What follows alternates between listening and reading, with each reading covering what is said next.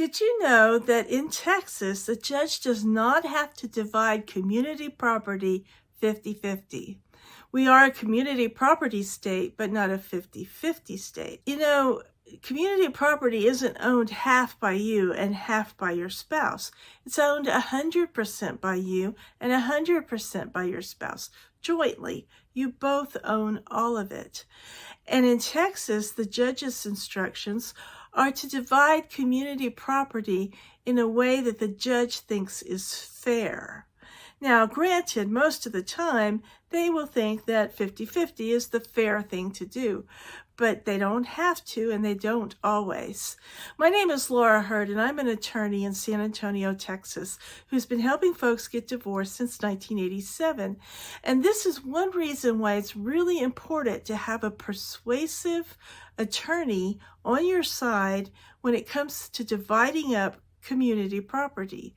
Because you see, the judge has got to decide what the judge thinks is fair based on the arguments and the evidence that's put before him.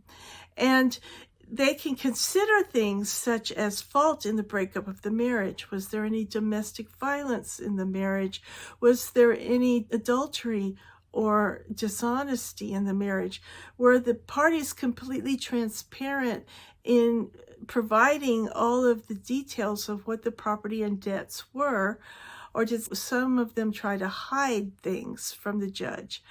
If the judge senses that a party is dishonest and hiding things, then the judge is more likely to give the other party more than half of the community property.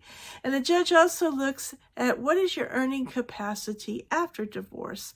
If one party has a high school diploma and the other party has a PhD and a history of making a lot of money, then the judge may be inclined to give the party who's not going to be able to earn as much more than half of the community property, because the other party will be able to make up the difference after the divorce.